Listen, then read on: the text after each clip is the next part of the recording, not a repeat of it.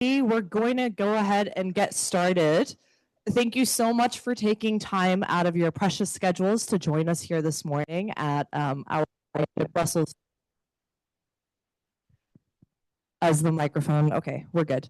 My name is Isabel Hahn. For those of you I haven't met, I work here at our EU office in San Francisco. I handle our AI policy files, and together with our team, we're so glad to be able to welcome you to this wonderful and super timely panel on EU-U.S. perspectives on cybersecurity.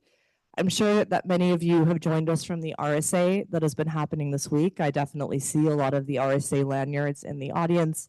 It's been a super fascinating discussion touching on a lot of different topics, and we're really glad to be able to dive further into some of those topics, and particularly the European perspectives around cybersecurity. So with that, I think we're going to go ahead and get started. As people trickle in, there are a couple of seats remaining, so please feel free to grab those. But I'd like to welcome to the stage our moderator for today's event, Mr. Andrew Grotto. So please join me in giving him a warm welcome.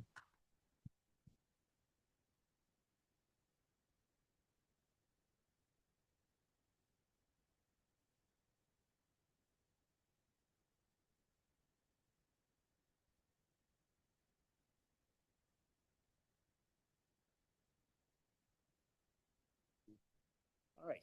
Can you guys hear me okay? Hear me okay online? We did a mic check earlier, but the mic fell. And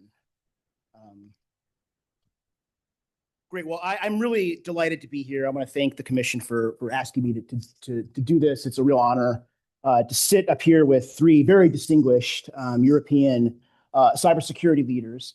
My name is Andy Grotto. I founded and co-direct the program on geopolitics, technology, and governance at Stanford University, where I also serve as the faculty lead for the cyber policy specialization that we offer as part of our Ford Dorsey Masters in International Policy program. We love international students in this program. So we love students of all kinds, the best in the world. So if you know of young aspiring professionals in foreign policy, I'm happy them apply to our program.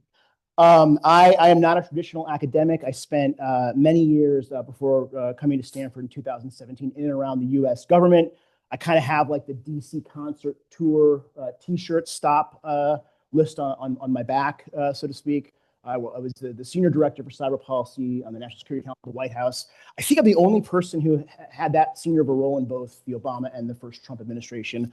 I was the Secretary of Commerce's senior advisor for tech policy before that, where I was very much involved in the Privacy Shield negotiations circa 2013, 14. And then before that, I worked in the Hill. I was in the Senate Intelligence Committee staff, where my job was to oversee the budget and operations of the National Security Agency, and then to kind of round out the DC experience, the think tank. I want to welcome to stage our three, well, I think two for now, and then one will be joining us a little bit late. So I'd like to invite Christiane and Edvardus to come have a seat, and then we'll welcome Despina when she gets here.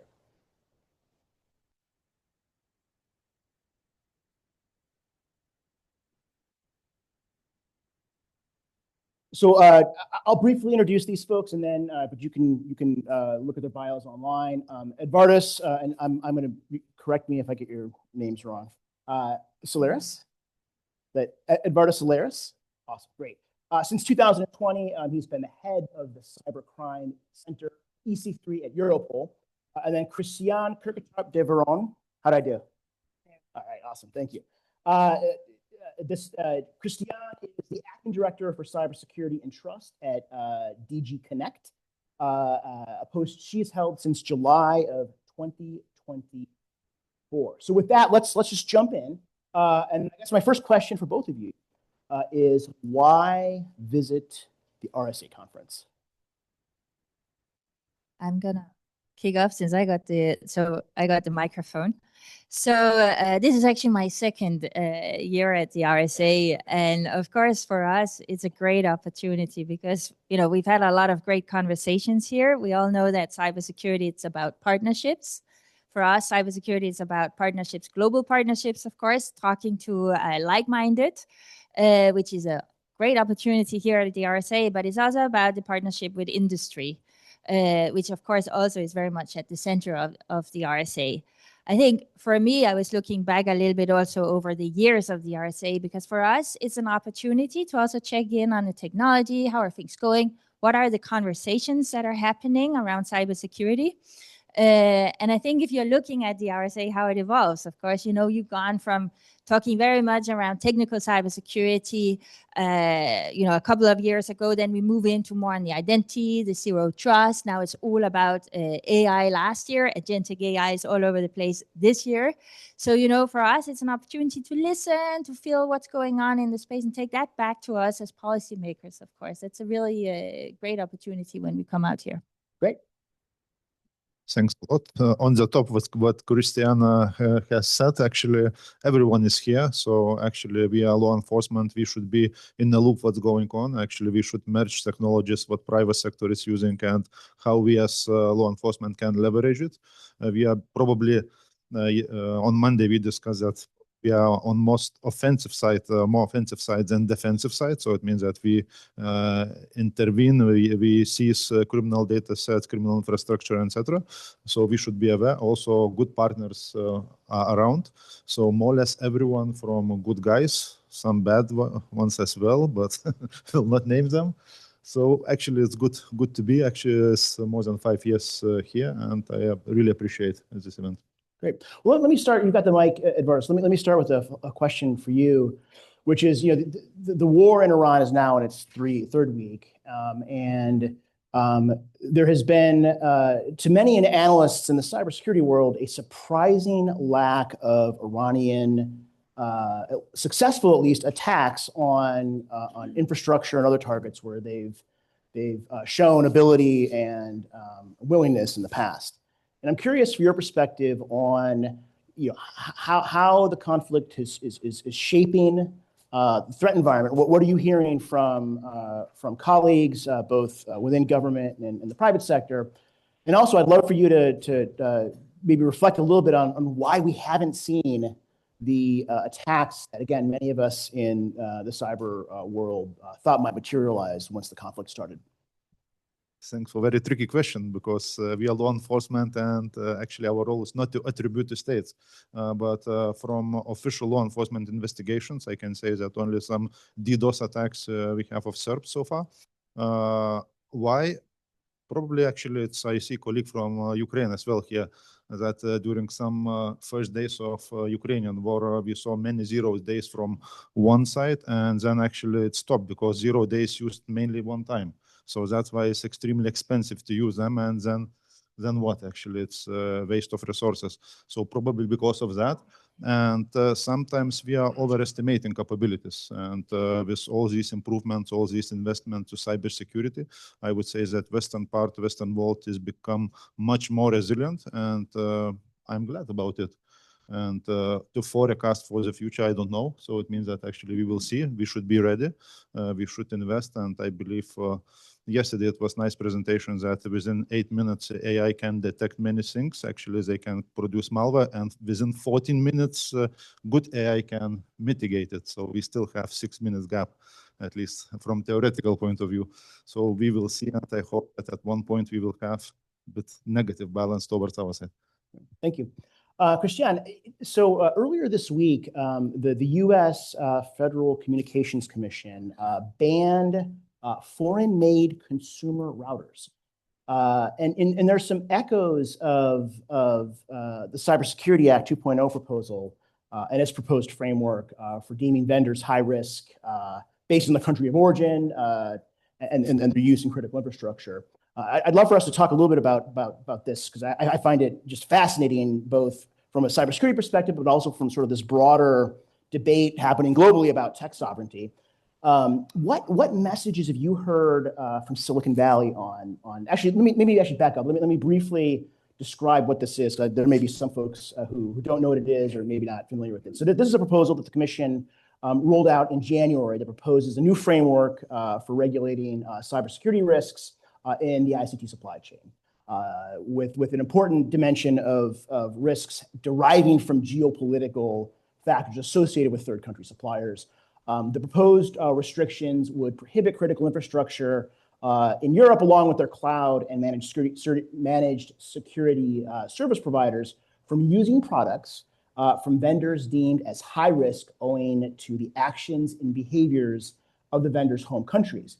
CSA 2.0 would give the Commission the authority to designate a vendor as high risk following a determination by the Commission that the vendor's home country poses cybersecurity concerns to ICT supply chains. The proposal identifies factors the Commission must consider when making these determinations: the country's track record of past malicious activity, its legal architecture for surveillance operations, and its willingness to cooperate with the EU or its member states to counter malicious activity emanating from their territory.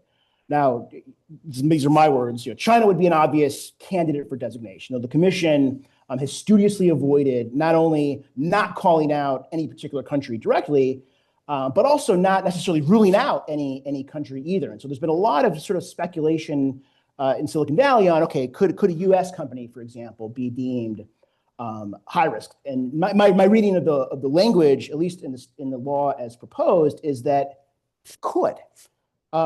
So I'm curious, it gets that backdrop. What have you been hearing from your visits so far in Silicon Valley, from companies, and also what's been the reaction from the Trump administration to the proposal?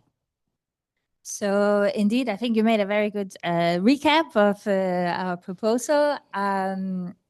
I think this, of course, comes against a backdrop of us. We've worked a lot on supply chain security already. We worked a lot on the technical aspects of supply chain security, whether it's certification, the technical part, the Cyber Resilience Act. So looking at really these aspects that are inside the supply chain, because we also know very well we've seen very clearly also the impact that supply chain events have, whether it's on energy or telecommunication infrastructure, etc. So, we're coming from a very solid background on this. We've done the work on 5G, for instance, already, where we've worked very closely, and that's really at the heart of how our framework works. We work very closely with our member states to establish what are the risks, what are the needed mitigating measures. And as you point out, one of the mitigating measures is to make restrictions on these high-risk suppliers. But of course, if you're looking at the proposal, we have a whole list of other mitigating measures that are more of a technical nature. Now, you're also putting very clearly, of course, we have made this link between high-risk suppliers and the jurisdictions that control them. And I think one of the important things to note in these definitions is also the fact that, we're talking also about as a criteria whether there is a democratic oversight, whether there is judicial oversight, etc. So I think that also gives you an indication of, where are we looking with this framework or not? So I would not feel too concerned from where you're seated, because this is very much about, of course, whether it's possible to exert this kind of pressure on companies to act on behalf of foreign entities in our supply chains. So far, the discussions we've had on it, I think, we're coming into a situation, it's a geopolitical situation. It's very different from where we were 5 years ago. And I think there's a lot of understanding of the need to actually secure ICT supply chains. There's a good understanding of the vulnerabilities it poses to your critical infrastructure. We've seen it already. So I think overall there is a good understanding both in Europe but also over here about the need to take a much closer look at ICT supply chain security. One thing which is very important with the way we're doing it as well is that, this is not like a blanket approach where we go every component must go. We really want to go very specifically and say this specific component inside your critical infrastructure, that is the one that is high risk, and that is the one that we need to de-risk. So it is, I think there's a general appreciation of our effort to be very targeted and proportional here as well. Great. How do you see a law like this interacting with the product's liability regulation, which imposes liability for, I'm going to get the exact wording wrong, but for essentially unsafe, possibly insecure products? How do you see those two regimes intersecting? So this is actually also a discussion we had back in the days when we came with the Cyber Resilience Act. So product liabilities and security requirements that we established by law, we keep those two separate, right? Of course, what we like to also remind companies is if you're in line, if you're in conformity with what we're proposing, if you're following those, then that gives you a very good case when we're looking at liability. But those two are two different elements in the way we regulate. Right. What is the reaction been in Silicon Valley to the law so far? What are you hearing? I mean, I've actually not heard anything negative. I think, and it's the same thing also applies to, generally when we talked with our international partners, I think what we see globally as well, and it's a discussion we also had in the context of the G7, a lot of countries are actually looking at this weaponization of dependencies, looking more into where do you have these vulnerabilities. These are things that, I mean, across the board, everyone is looking at it. You came also with your example yourself, of course. You also see it on US side. We've had a lot of work in the 5G field, and we see it more and more in a number of areas that, everyone is actually looking in this field. I think this is a big global trend, which we're, of course, also part of. Great. Edvard, let me maybe come back to you. As we kind of look at, I mean, you mentioned it's difficult to make predictions, difficult to forecast. There's a great American baseball player, long deceased Hall of Fame player, Yogi Berra, who had this great quip. The hard part about making predictions is they're about the future. So I understand. But I'd like you to think a little bit about recent trends in AI-enabled cyber attacks. Anthropic issued a report in the fall documenting the use of Claude, their large language model, to orchestrate attacks autonomously on behalf of the Chinese government, in their estimation. How concerned should we be about criminal use of these capabilities? I believe majority of states, but then actually it's split over to criminal use, or sometimes we see it's a bit vice versa. In some cases, criminals first who start to use, and then states takes over of this new technique. This is quite worrying because for time being, it's clear that in nearest future, even now, to detect vulnerabilities and some 0 days, AI is capable much better than human being. And it seems that actually at one point we will reach the stage where there will be no need for human to detect, and AI will detect and will explore in enormous speed. So also what is interesting, this strategic oversight of AI, because actually this traditional approach that humans should verify everything, probably we are not fast enough to do it. And so in this case, actually we should trust our own AI. And that's why it's critically important for states, for law enforcement as well, to invest properly, timely to it, and to be aware of all the novelties. That's why I think that future probably is brighter than we expect, because if you take overall resource, states have much more resources, good state as well. In this case, we will be able to mitigate this risk. But in this grace period, I think we will face some situations where we will have a lot of disruptions. And for criminal use of AI, it's not more about technical use, but about some kind of social engineering use. And it's still the main vector of attacks is social part, that's regular phishing email, phishing SMS, or some kind of deep fake. And in the past, it was a bit exclusive stuff. Right now, actually, it's business as usual. And with simple open source models, you can do many harm, actually, in this field. And states are taking this part from criminals as well. And we observe some state activities which are using exact same techniques. And in the past, it was clear difference between state and criminal behavior. Right now, lines are blurry. Actually, a follow-up question. How closely does Europol work with the large language model companies? Have they been collaborative?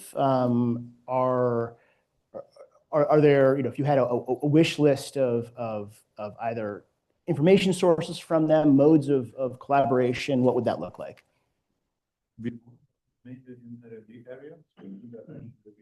As Europol, for time being, we don't use any big ones. We use some in-house created based on open source licenses.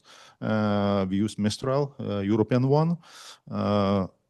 Probably in the future, will switch to biggest one, but actually based on regulation and based on general EU policy. You want to follow up? Yeah, I just want to also put a few comments on this one because, you make the example, of course, on what is the end-to-end AI-enabled attacks, right? And what it shows is that the time it takes adversaries to exploit vulnerabilities has gone from months down to minutes, basically. And this is something that, of course, is of great concern because, in the past, we had Patch Tuesday, I think we call it, right? You can you get the patch, you can wait a little bit, you don't need to look at it. Still exists, but probably something that we need to start thinking about, right? Because we need to speed up much more on the defender side as well. So I think patch 3 p.m. Exactly. Something like this, we need to basically, of course, this will also be AI enabled, but we really need to also think about using much more AI in terms of on the defensive side, because if not, we cannot keep up with the speed. I think it talks to the fact that the whole area around how do we manage vulnerabilities in cybersecurity becomes extremely important to be sure that everyone actually gets the information out there, that we share the information, but also, of course, that we put products on the market that are basically designed with fewer vulnerabilities to begin with. Yeah. Yeah, I think that's right. I think my own view is the balance between the amount of risk mitigation responsibility put on the end user compared to the vendors is just it's way too skewed in expecting the end user to bear more of that burden, which they often don't have the ability to do. I have a follow-up question for you, but I see Despina's here. Welcome.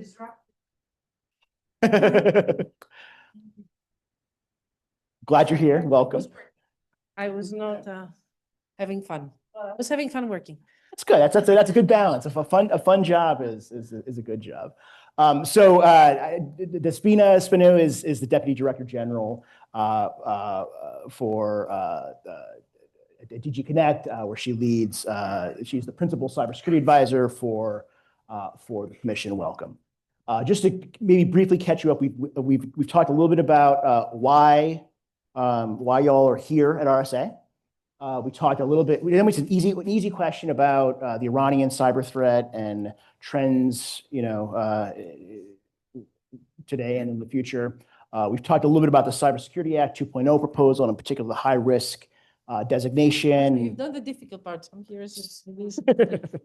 And so maybe I can come at you with a question now that you're holding the mic. Can I get you with a question? Yes, of course. All right. Well, so we've talked a little bit about the use of AI in cyber defense, and I think if you wander the halls of the Moscone Center, right? I mean, it's all you see is AI, which is great. Some of it's hype, but I mean, the hype in many applications is real. The Europeans have been criticized by air quotes Silicon Valley and parts of the U.S. government for taking an overly restrictive approach to AI regulation, right, through the AI Act.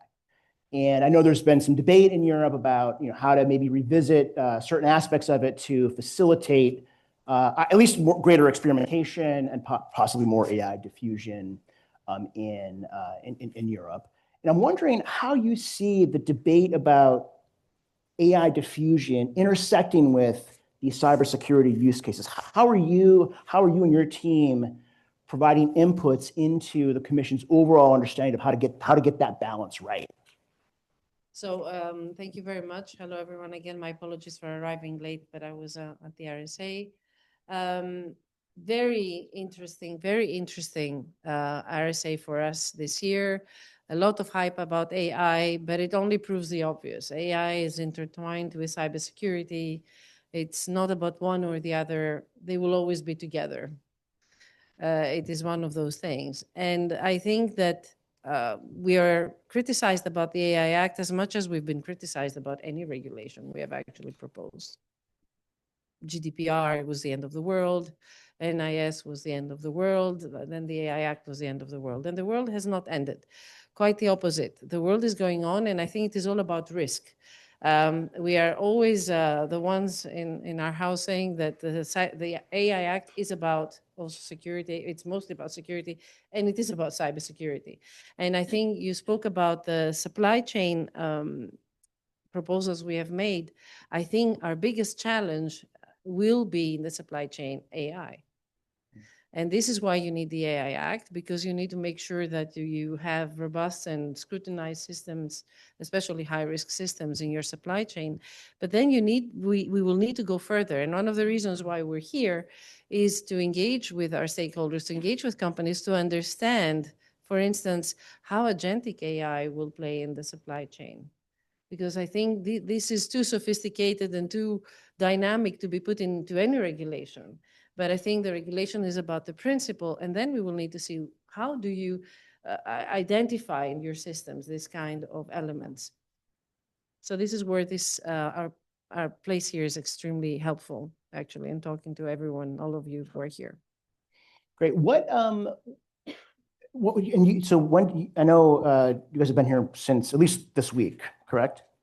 What, how does the tone of this year's RSA differ from past years? I assume you weren't there last year. Pass the mic. I think it's very much, I think the RSA, of course, it has different elements. I think if you're on the technology floor, as you're also saying, there's a lot of hype. But I think compared to last year, AI was a very big hype as well last year. This year, we see it becoming much more concrete. We see it becoming much more focused around, as Despina was also saying, the agentic part.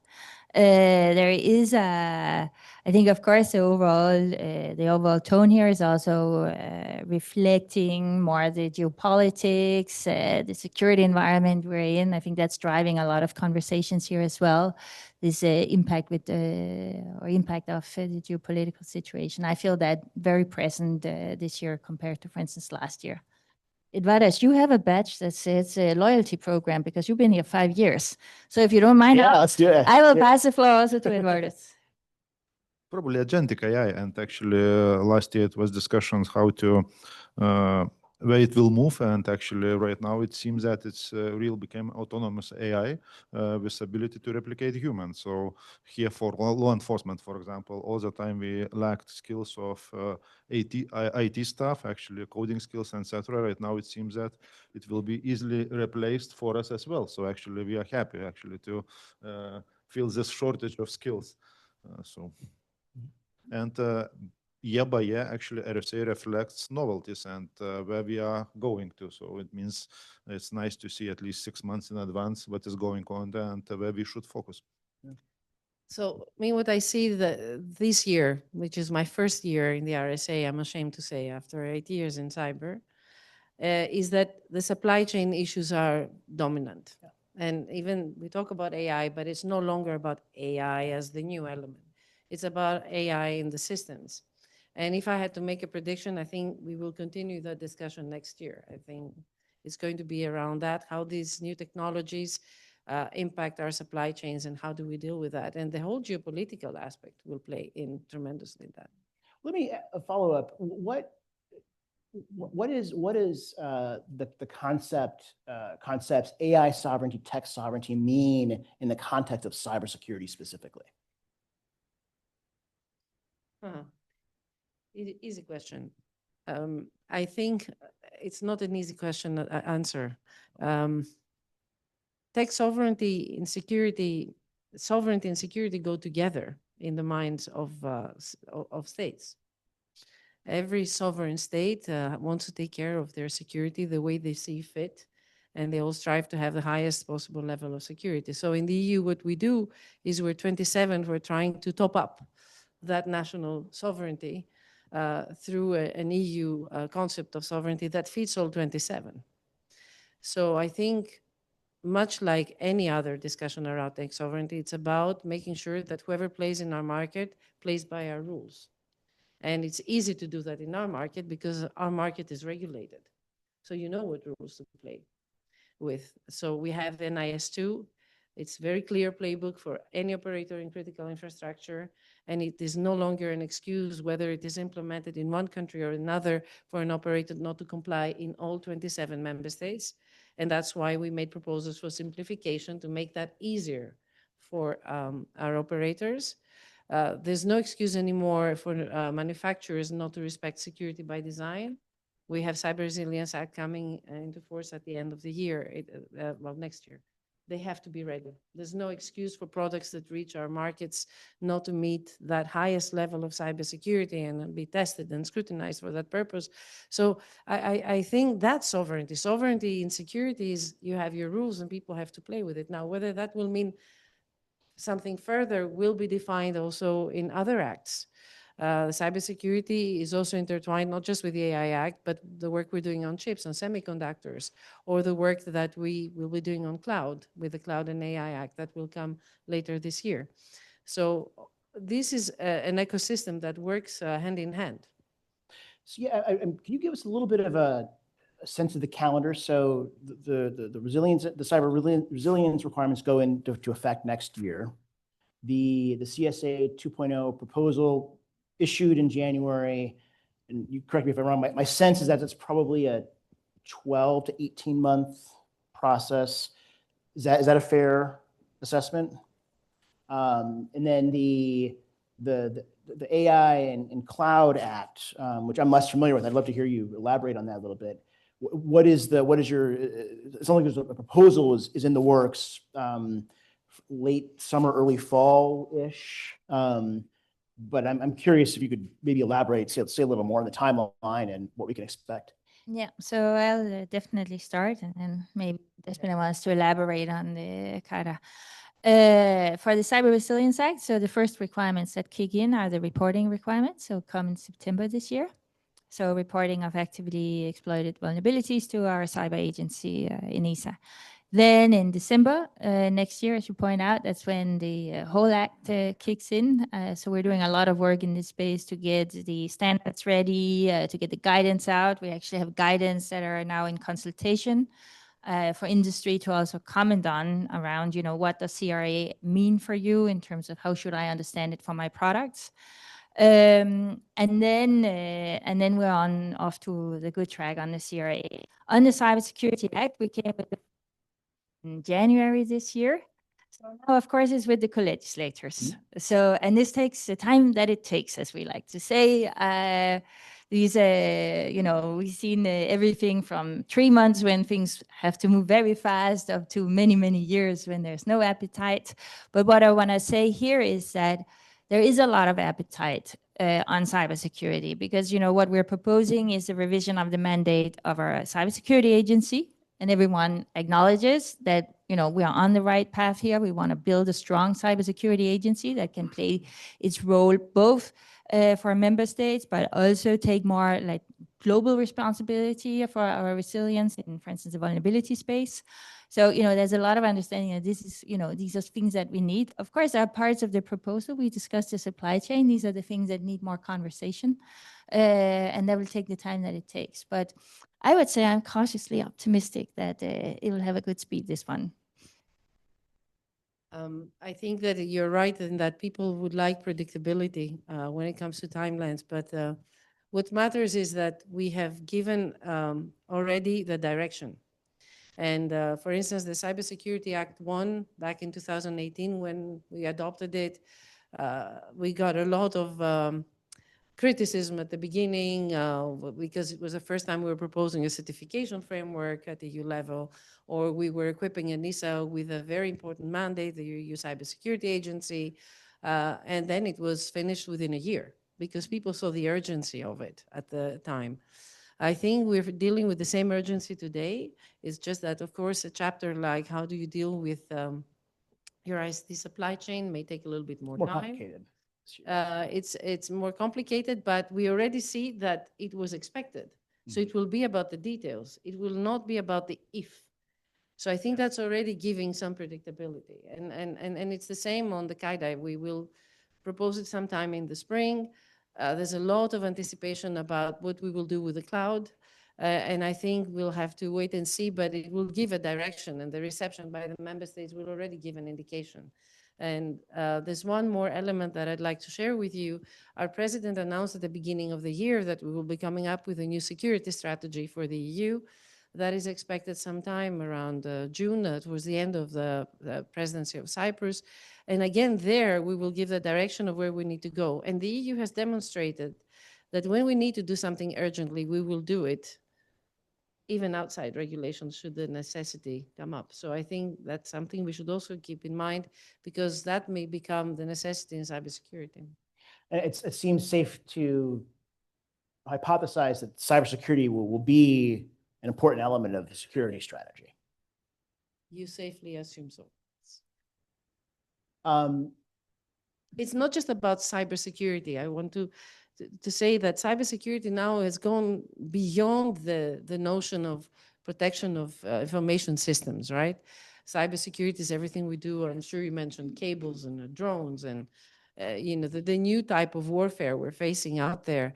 And it's about defense tech, because we're talking today in all our strategic documents in the EU, cybersecurity has made its way into the defense strategies, and it is about cyber defense. Just today, the European Commission announced a new short regulation called Agile, which is about this agility in tech defense. And we're investing some millions of euro into taking tech defense to reality beyond theory. So I think there's a lot moving around cyber. It's beyond the traditional notion.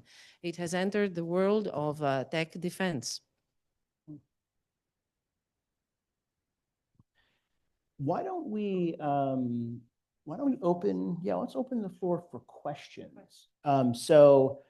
If you have a question, raise your hand, and I will point at you and call.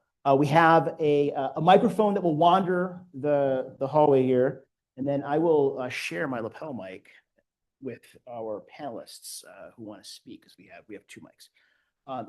Who wants to get us started with questions? Please. Good morning for doing this. Great discussion. Here in the US, there's been a fairly active conversation this year about the role that the private sector plays in cyber defense, whether that needs to be more supportive when it comes to government operations, so sharing data, perhaps even operational support and offensive actions. I'd be interested to hear what the European Union perspective is on that, and whether there is a enhanced role for the private sector that you see. So I'm going to pass this down. You can use this mic. So I think, of course, cybersecurity is one of the areas where we can do very little as governments alone. We know that cyberspace is to a large extent privately owned. So for us, industry will always be a very close partner. We have established actually within NISA, we have a very good public-private partnership, also in terms of information sharing. And this is something that we're also keen to grow. It's part of our proposal also for the Cybersecurity Act, is to enhance this public-private cooperation. We also looked at it from another angle when it comes to more on the defensive capacities and capabilities. Here as well, we're working with the notion of a cyber reserve, where again, we're leveraging the support from private companies in order to be able to have the capacity to step in, for instance, support in our critical entities, for instance. So I think this partnership, public-private, is the foundation of what we're doing. I like to also say that, there's been talked about different regulations as well. We talked about NIS2, we talked about CRA as well. And at least I like to see it is also when we regulate, we do regulation to empower the private sector. We do, for instance, for NIS2, we put, of course, security requirements, but we also put in requirements that allows for that gives the responsibility to do cybersecurity. We place this in the board level. So this is one of the things that I think is very important when you talk about public-private, that we support the private sector to actually do better on cybersecurity, to get the means to do cybersecurity. We support them to have access to CCERT, government CCERT. So these are all things that, we create the framework at the European level, and it is very much in partnership with the private sector, because I think without the private sector, we would be doing very little in cybersecurity. Case at hand, the cyber reserve. Yeah, cyber reserve.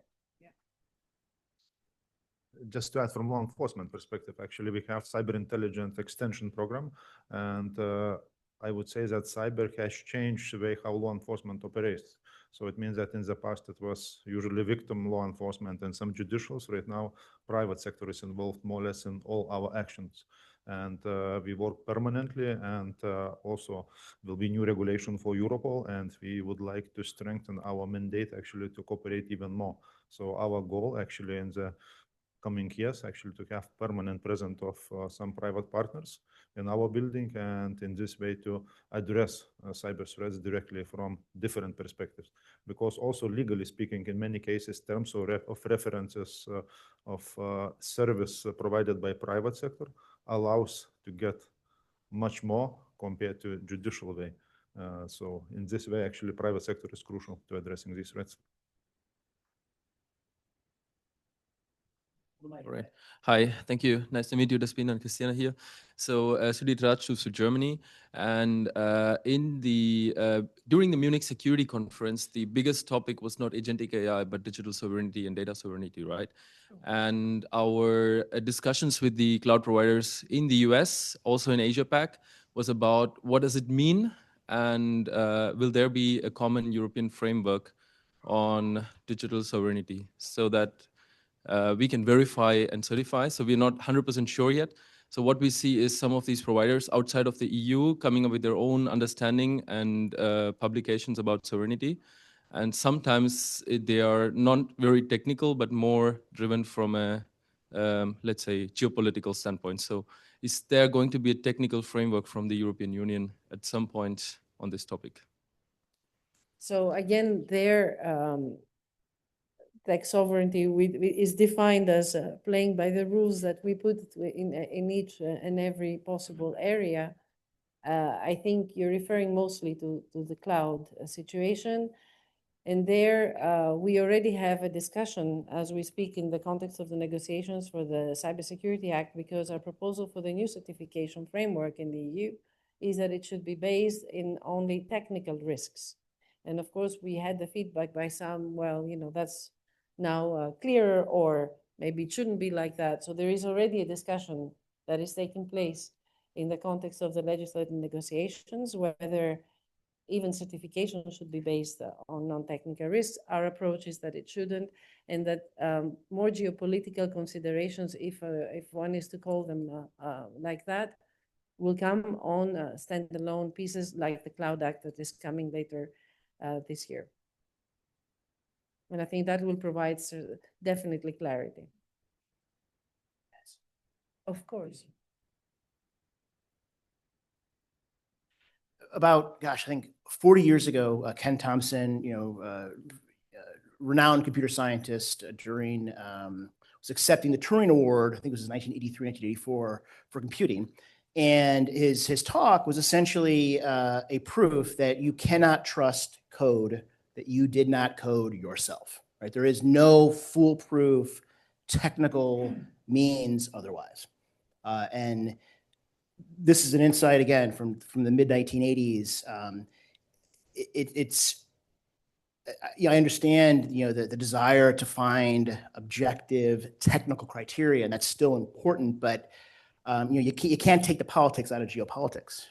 And it's just, I think it's just the reality of the world we're in. And it's why I fully agree with Christian's point about supply chain debates becoming increasingly intense in the coming years.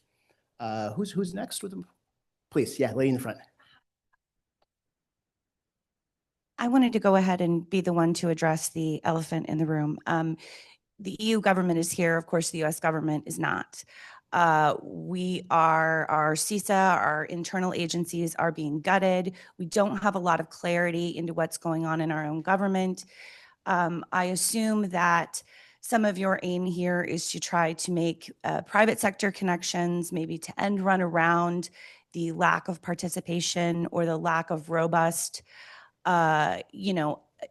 action that's happening here in the US. I would really like to hear, there's a lot of concern here in the US about a lack of fulsome support behind cyber and a gutting of the institutions that we had stood up for that.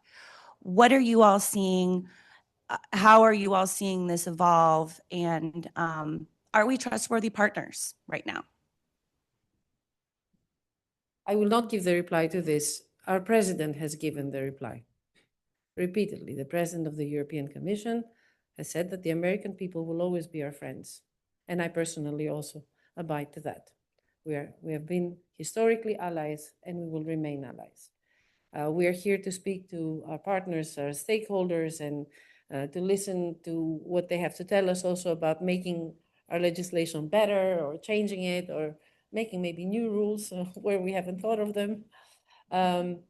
And we will engage also with the government. We had the opportunity in the margins of the Munich Security Conference to meet with some of the officials of the new the new officials of this administration, and it was truly a pleasure to do so. We have an EU-U.S. cyber dialogue that we hope to see resuming very soon, and I don't see any reason why it shouldn't. We see a certain convergence on some of the topics around cybersecurity. All that we're doing now on the supply chain, it has generated a lot of interest in this administration because there is a similarity in the approaches. So I think there's a lot we can talk about, and we will look forward to that.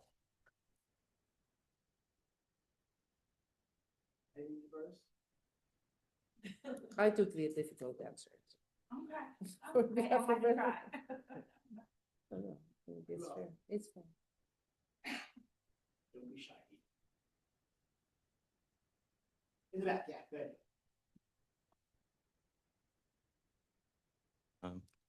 Hello, everyone. So with the emergence of quantum computing and reaching the next era, what kind of preparations are the EU and US making to kind of prepare for that? And because, you know, a lot of companies are worrying about like cryptographics and stuff like that breaking as we reach the next era. It would be nice to know about that. I'll say a few words on that one. So of course, we've been working a lot from the side of the EU, also with the US colleagues around the PQC, around the algorithms, the standards, etc.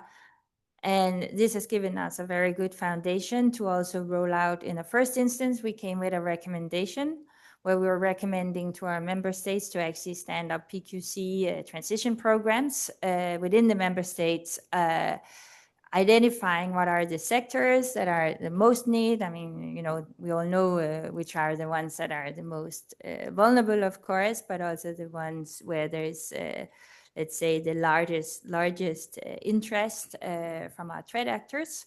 So on these ones, of course, this is work that's in progress. Then we came with our proposal on the Cybersecurity Act. And here we took the step further because we're actually here requiring member states as part of their national cybersecurity strategies, they have to now include the PQC element. It's a very important part. The other side of the coin is also on the algorithm himself. Here we're working with our colleagues. I know he's in the room, Luca from, there he is, from our competence center, and we are working on developing a testing platform for the PQC. So those are the two elements that we bring together. You know, one hand, we're looking at the technical aspects, we're putting in the investment, and on the other hand, we are looking at, of course, you know, working with the member states to make sure that this is a rollout that's taking place already now. We all know that, you know, the whole harvest now, decrypt later is going on. So there is a big urgency behind the need to actually have this transition to PQC. It is expensive, it is extensive as well. And that's, of course, the reason why we want to get ahead of it now with the work we're doing in the Cybersecurity Act to really start the process.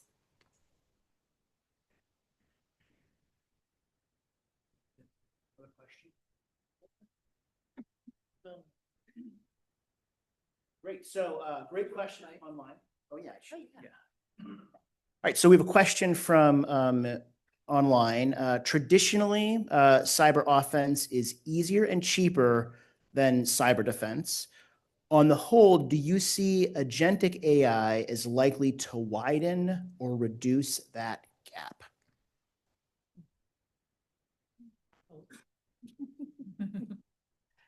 So I think that AI is a revolution for cybersecurity. First of all, because we see the obvious that it has multiplied a lot of our challenges and some of our threats, and some of the incidents have proliferated because of the use of AI. But at the same time, it is a great opportunity. And I think that what we actually hear is about investment in offensive also for AI. I think that is happening. It is a reality. But we have to use AI where we can. It can also help with the skills gap, because I think we can automate so many functions that we can bridge that gap somehow. But absolutely, I think that agentic AI will be a huge challenge for cybersecurity. And we need to be early on in that debate. And we took a lot of that. We're taking a lot of that back with us, with Christiana. We were very interested in hearing from many stakeholders about the risks, about the new frontiers that it is opening. And that's why I mentioned, I think supply chain will remain the key topic, and agentic AI will be one of its key challenges that we will have to deal with. And we have to do it fast, because it's already there. We already have the situation by which those agents speak to each other and we don't even know. And we don't know what they're preparing. And we have already the situation that they're performing from A to Z attacks. So it's time. Really. Just to add, nerds like me call that the offense-defense balance, and it's hotly debated. How will AI affect that balance? Right now the widely held view is that cyber offense dominates cyber defense, because it's much easier to find vulnerabilities, that one vulnerability, that it is to defend against every open door, as it were, in your system. And I think coming back to this earlier point of our conversation on sort of using AI in cyber defense, and what role the commission may play in sort of enabling companies, the private sector, to adopt AI. It seems to me that if you think about the economics that an attacker goes through when making attacks, their return on investment for using AI is likely to be high earlier than defenders, because it takes effort, resources, new skills to incorporate a new AI capability into your system. And I'm just wondering, again, coming back to this AI promotion question, how have you all thought about DG Connect's role in facilitating the ability of companies, private sector across the EU, to adopt AI tools? Right, there's both a sort of question about establishing a regulatory framework that's clear and provides certainty. I've heard that point made, but I'd love to hear more about the more promotion side of it. If you have any plans in the works, any vision for how to support more actively support adoption of AI for cyber defense. Yes, very specific ideas. Because as you know, one of the actions we have been developing in the EU, and that is now happening, is the creation of the AI gigafactories. And I think that will be a game changer for cybersecurity and defense, because the production of our own capacity in Europe to produce so much data and to process so much data can be a game changer in threat detection, threat analysis, creation of tools through AI. So I think this is the chapter we need to watch now.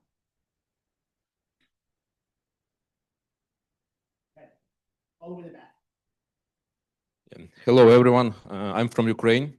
And first of all, I want to say many thanks to our European counterparts for help us to protect Ukraine in this complicated time. We have marvelous tools like talent mechanisms to protect of our civilian critical infrastructure and IT coalition for develop protection military side.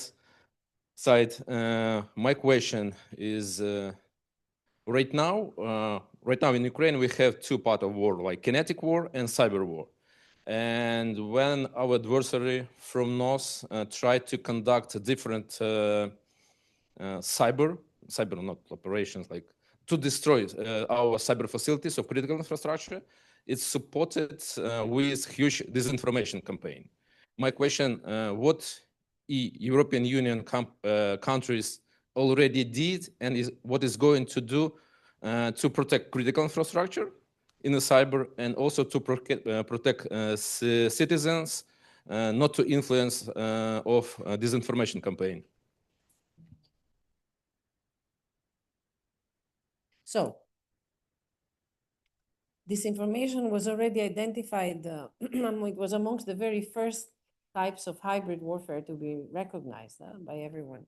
And it is an area we've been working on intensely. And you know that we have a lot of situations in Europe where we had to intervene and we had to help. And we do it in any way we can. We are supporting even non-European countries now through our EU Cyber Reserve in this respect, so that they can step in.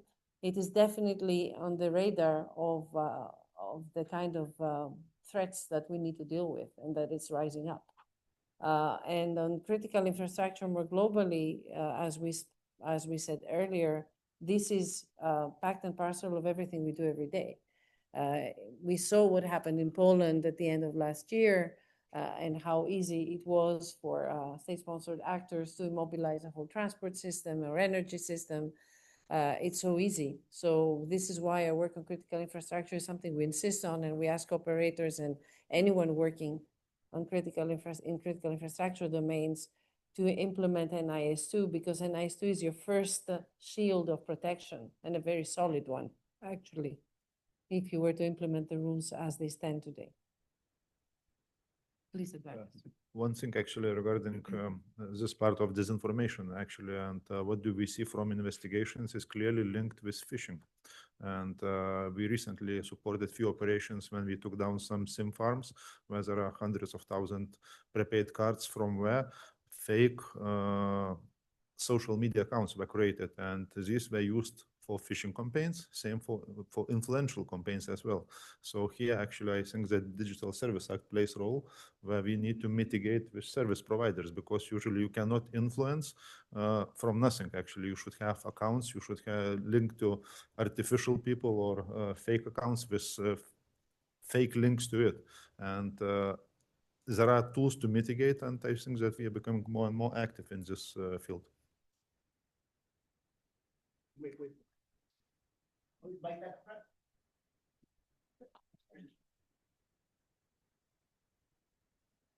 Hey, good morning. Thank you for all your informative insights. I have one question. I don't know whether you can talk about it, but how strong is the EU on the offensive side from your point of view? Obviously, we know that some of the member states have some capabilities, or certain countries as companies that are active in that phase. Obviously, we had discussions here in the US on the offensive side last year, also from the private sector. We know that from recent surveys that the enterprise side and smaller businesses would be very happy. You know, we recently did a survey in Germany that over 75% people supported basically offensive action. I'm not talking really hackbacks, but so I'm generally interested, how good do you see maybe even at the European level and the European institution level, the capabilities in that space? Or you say we can't.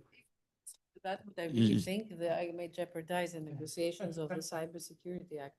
So Just to kill me probably if you tell me, right? So your answer was in your question. You say you probably cannot reply to that. I think first we need to build our shield the way it is done. You know, all the layers we have proposed, and a solid agency for cybersecurity, a solid agency for law enforcement. The reality will take us there. I think whenever the EU had to go a step beyond what was provided in the rules, take COVID and buying vaccines for every single European citizen and stockpiling at the EU level and having just one approach for 27. This was never provided in any rules, and it was actually unheard of for the area of health, but we did it.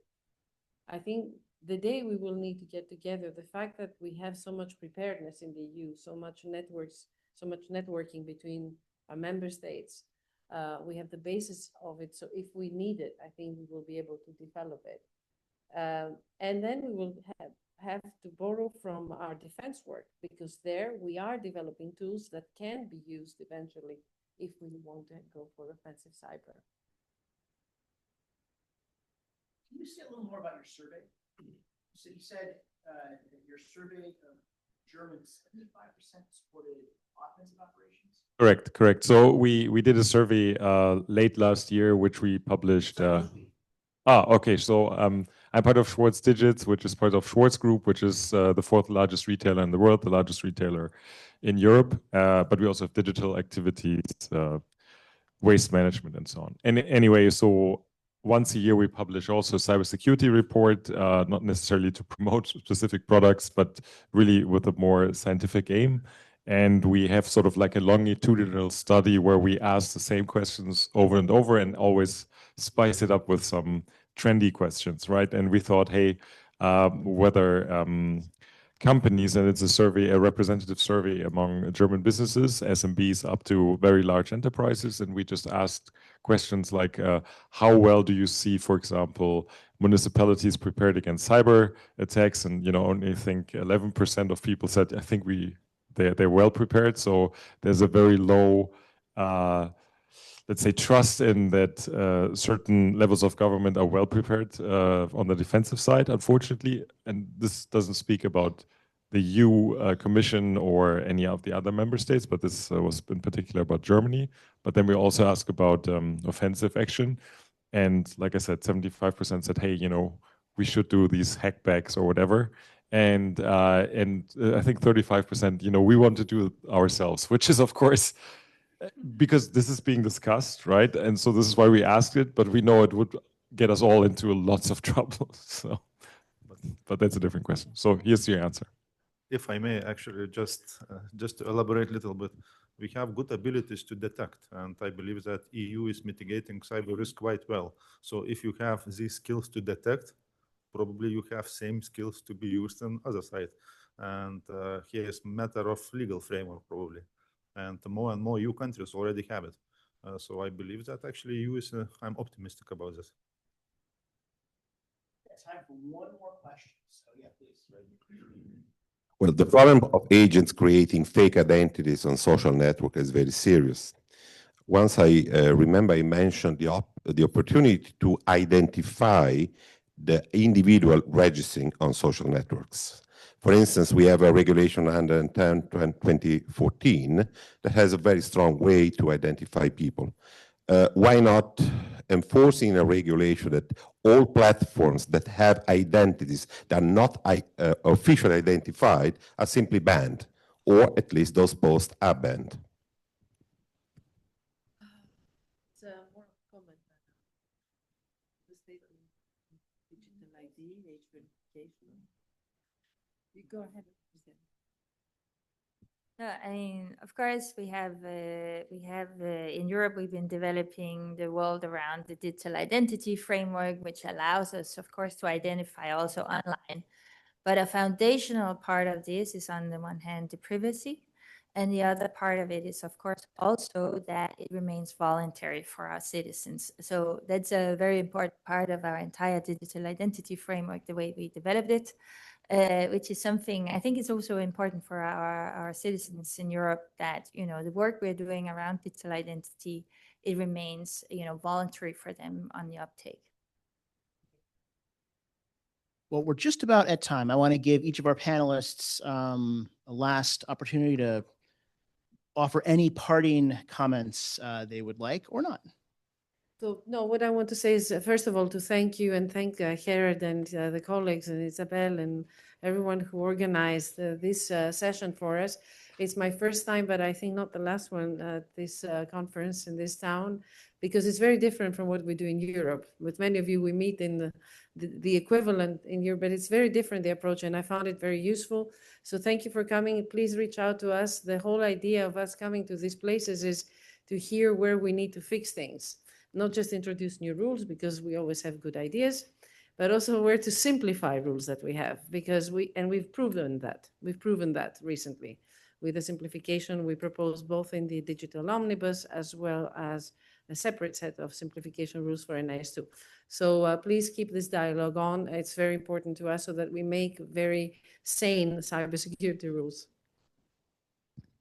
Thank you for invitation and this opportunity. And law enforcement needs private sector's involvement. So please reach out and we will be happy to accompany. Can I say something? So this was a little bit of our idea to invite Edvardas this because we wanted, it's part of how we see working on cyber. You cannot have these silos between cybercrime and, you know, who does the cybercrime work, and they deal actually with all the threats on a daily basis, and who does the policy. And I want to mention one clear example of that approach that we proposed in the Cybersecurity Act, which is the creation of a help desk to be created for the first time by the European Cyber Agency, ENISA, and Europol for helping companies with ransomware attacks. So a help desk that does not exist in many member states, and that will be at the offer of anyone who needs it. And we have Europol that has had a lot of experience, and ENISA that needs to build experience in that area. So brought together for that kind of initiative. So this again is our offering to the stakeholders. Christiane, anything to bring us home? No, I would simply just thank you all for being here today. As I said, I've been here twice. Where I'm from, we say 3 times is tradition. So I hope we'll make tradition of it next year. And I would also really encourage you to engage with us. There are so many work strands of what we're doing that is directly relevant, of course, for the people here and, of course, for the colleagues in Silicon Valley. And as we are very open for business, as we like to say, we very much hope we will continue the conversation next year at RSA. I'm counting on, but certainly also in between. Well, thank you guys. Please join me in thanking Christiane. Well, I appreciate it. Edvardas and Despina. Thank you.